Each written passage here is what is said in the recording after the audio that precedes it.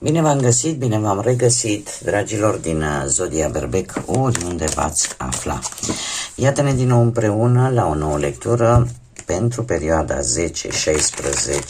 noiembrie, așa că toți cei care aveți Soarele, Luna, Venus, Ascendentul sau oricare alt aspect astral important pentru voi din harta voastră natală și care are legătură cu Zodia Berbec, această lectură este de asemenea și pentru voi.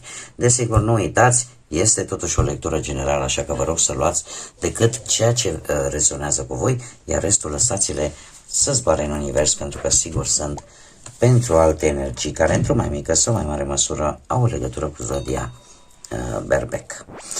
Haideți să vedem cu ce energie începeți voi această nouă săptămână de noiembrie, ultima lună de toamnă. Dragilor, energia voastră e una destul de expansivă, în care veți încerca să profitați de toate șansele care vi se oferă, toate porțile care vi se deschid, sunteți plini de resurse și e posibil ca unii dintre voi să aveți și un dram de noroc, dar un noroc, cum să spun eu, venit așa pe nepusă masă. Așa că, și mai ales pe partea asta materială, pe parte materială. Haideți să mergem mai departe și să vedem ce vine pentru dragii mei din Berbec în săptămâna 10-16 noiembrie, atât pe plan profesional, financiar sau sentimental. Să vedem.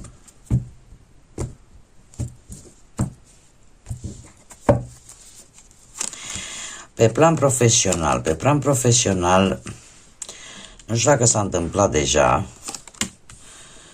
sau va fi pe cale să se întâmple, dar e posibil să fiți un pic acuzați pe nedrept la locul de muncă de ceva ce voi nu ați făcut, sau voi să știți anumite dedesubturi la locul de muncă pe care le țineți pentru voi, poate din înțelepciune sau poate pentru a le folosi la momentul oportun.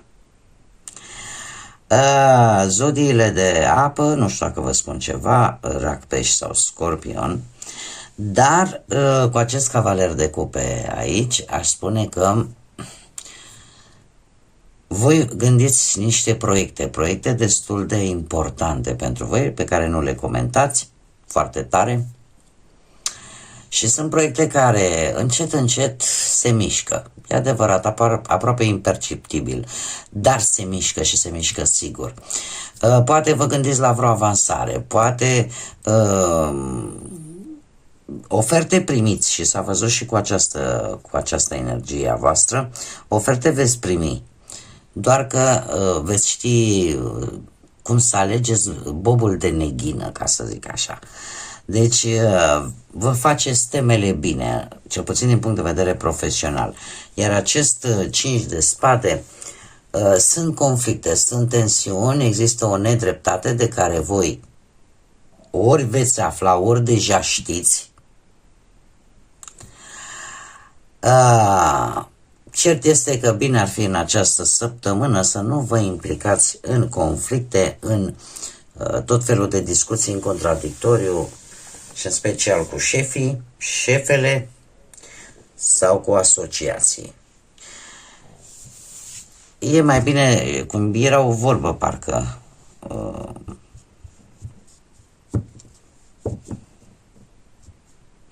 poate cineva v-a acuzat pe nedrept și voi știți cine este de fapt, cine v-a făcut bucata, ca să zic așa, dar o țineți pentru voi, nu o să o spuneți. Voi încercați să profitați cât puteți de șansele astea care vin pe plan profesional. Hei, haideți să vedem cu banii.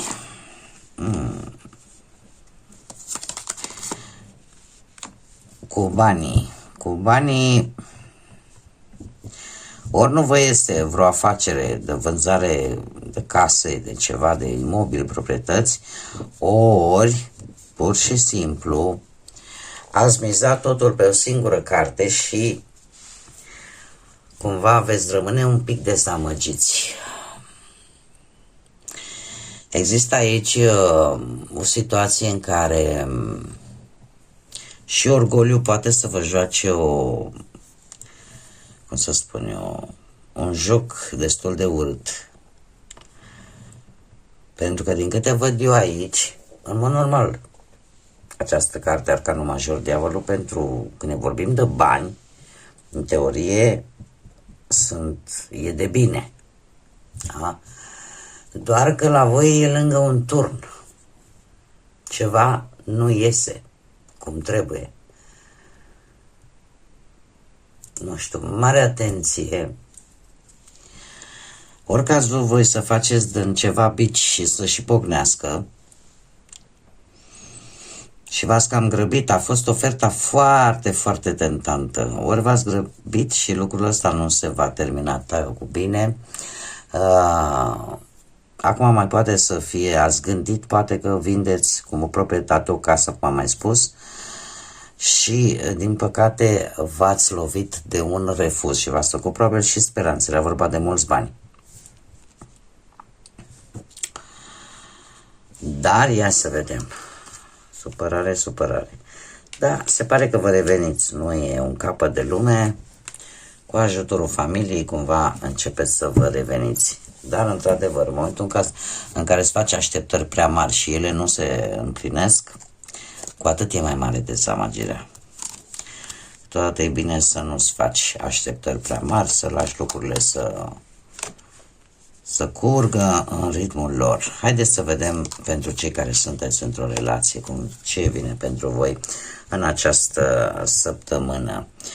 Dragii mei dragi, avem, nu știu dacă am zis, aici avem Capricorn.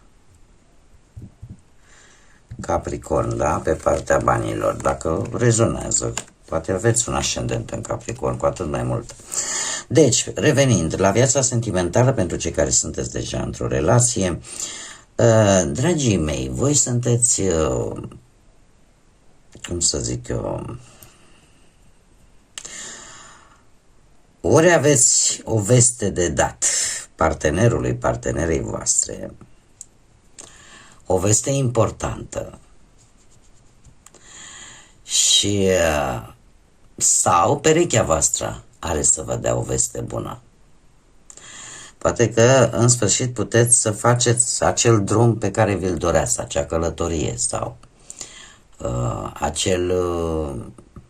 acea perioadă de stat decât voi doi. Totuși aici mi apare un doi de monede, un doi de monede care îmi spune că asta o faci tocmai pentru că ori voi, ori perechea voastră, ori petreceți prea puțin timp împreună și atunci încercați pe cât posibil să găsiți soluția cea mai bună totuși de a face timp și pentru voi. În general, doiul de monede vorbește foarte mult de necesitate de a echilibra un pic lucrurile și la voi se pare că acest echilibru trebuie căutat între job, de a face bănuți și viața voastră sentimentală. Iar în această săptămână eu aș zice că relația este destul de calmă, emoțiile sunt destul de solide, profunde și chiar cu un pic de efort așa și un pic de intuiție se pot rezolva chiar dacă există anumite probleme în perechea voastră. Mergem mai departe, haideți să vedem cei singurei. Cei singurei care nu formează încă o pereche. Da? Aici putem include chiar și pe cei care fac parte dintr-o relație, să zicem așa, ascunsă, unde atâta timp cât nu e publică, nu știu eu cât de relație este. Publică în sensul fără a te feri de nimeni. Poate să fie și pentru ei. Acum fiecare adaptați în funcție de situație. Voi, dragilor, sunteți într-o fază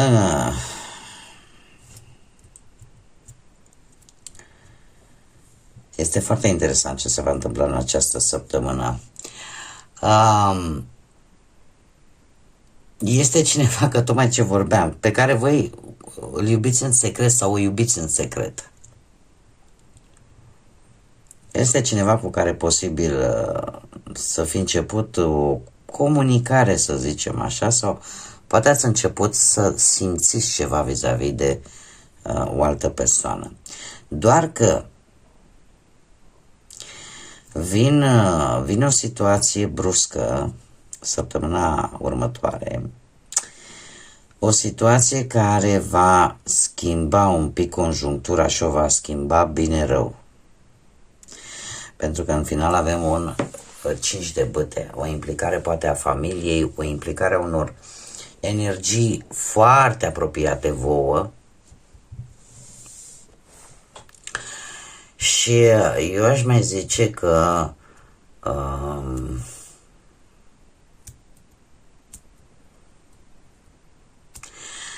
pe de o parte, poate că ar fi bine să știți că fiecare și urmează interesul. Și asta e valabil chiar și dacă ați rezonat cu această informație, cum că ați fi reușit în sfârșit să găsiți pe cineva, să comunicați cu cineva sau să fiți atrași practic. Pentru că avem deja multe bâte și un arcan major care ne vorbește de schimbări radicale. Un arcan major, avem arcanul major Moartea, care vorbește de transformare și de faptul că, într-adevăr, e posibil să fi cunoscut pe cineva, ori că la locul de muncă, ori într-o altă conjunctură, doar că numai ideea de a începe ceva cu respectiva persoană, cu respectiva energie, poate crea conflicte. Acum, conflicte ori că mai sunt și alți pretendente, ori să fie, cum am mai spus, ceva legat de familie. Și dacă familia voastră să aibă ceva contra sau pur și simplu să se creeze un conflict, niște discuții în care bine ar fi să reușiți să vă păstrați calmul.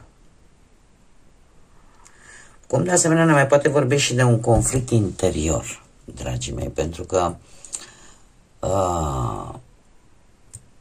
este o etapă destul de dură, care ne vorbește de sfârșituri, dar și de noi începuturi. Și schimbarea asta, ce fac? Mă implic sau nu mă implic? Sau poate pur și simplu vă gândiți, dacă accept, e posibil să iasă cu scântei. Pentru că fiecare își va menține punctul de vedere. Aici dorință există pentru o relație serioasă, să știți. Doar că sloganul după care merge acest arcan major Moartea este: ca să poți să avansezi, trebuie să lași ceva în urmă, să renunți la ceva. Cam așa stau lucrurile. Haideți să vedem un mesaj important pentru voi, dragilor din Berbec. Un mesaj important. Și avem copacul. Lasă-i să plece. Fix așa. Lasă-i să se ducă. Nu încerca nici să țineți pe nimeni cu forța, nici să încercați să opriți o anumită situație, pentru că ori așa timpul le vindecă pe toate. Cumva. Nu este